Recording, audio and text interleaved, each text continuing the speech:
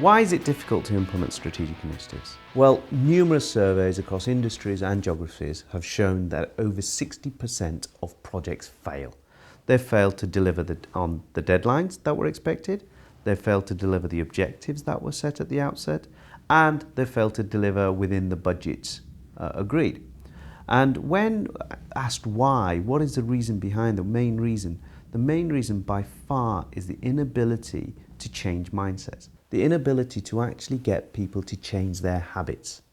And these people are not just waiting for the new strategic initiatives, they're busy. They've already got their own jobs to do. And often these strategic plans, strategic projects come on top of their existing workloads. So the goal is, how can we inject the energy to enable people to, as well as doing their normal day job, to implement these additional strategic initiatives? Now the first issues that we need to look at is, how do we engage people to communicate what we want them to do? And there are 5 key issues to look at. The first of which is, has the message been delivered? Has everybody who needs to hear the message heard the message? So have we delivered the message to everyone that it is important to? Secondly, once we've actually delivered the message, has that message been heard? So have we actually communicated it across everybody involved? And when we say have they heard it, have they actually heard it above the noise of daily messages that are sent by email or through PowerPoint presentations, etc.? So not only has the message got to be delivered, it's got to be heard. Thirdly, have they actually understood? This is not just to ensure that they actually know what you're saying, but that they actually understand what it means for them and what they must do to actually change and implement the message and the behavior you want. The fourth area is to look at, has the message been accepted? This is a shift away from the rational, I know what I must do, to I really want to do this. And when we're talking about acceptance, we're talking about, does it appeal to the values that that person holds dear and are important to them?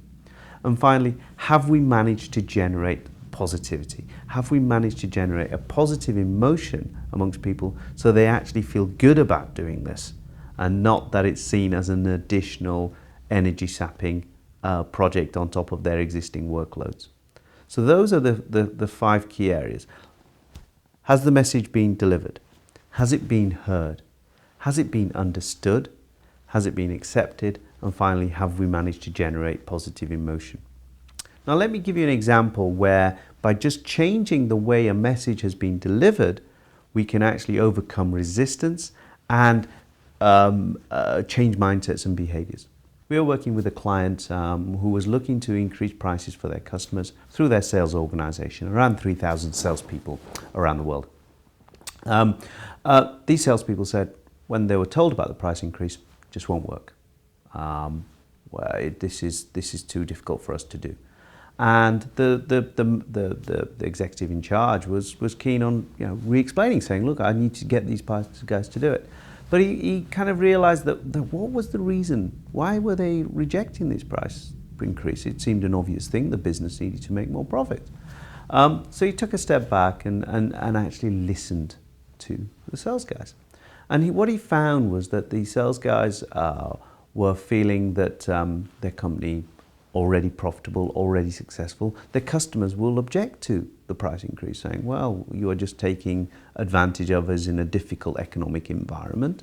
They also felt that the services and the products and offerings they were provided, they were really proud of them and their teams, and what they were providing their customers they felt was the most important thing, and that their pricing was okay. When we actually asked these salespeople, what is it that they felt was important? What is it that they did that was important? They felt that the service they provided was key, that actually the relationships and the quality of work they'd provided their customers over the years was important to them, and that finally that the quality of their people, the teams and the skills they had was key to them. We spent some time thinking about that with our clients, and we realized that they were feeling that the price increase was actually a change to their values, was against the values that they held dear.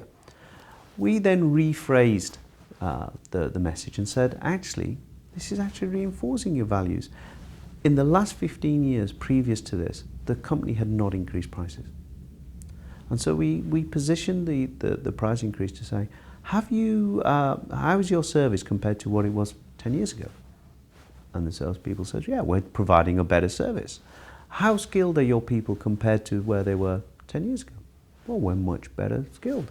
How is your service compared to the service you provided 10 years ago? Yeah, it's much better service. We have new offers, we have new technology. So is it right then that your customers are paying the same as they were 10 years ago? And the overwhelming response from the salespeople was actually, no, it's not right. We actually deserve better recognition, whether that's through high prices or whatever, to reflect the improvements in service we've made. So when positioned like that, the sales force were totally behind the project. And one of the key messages there was that actually change is not about completely changing somebody's values or completely changing what exists in the organization.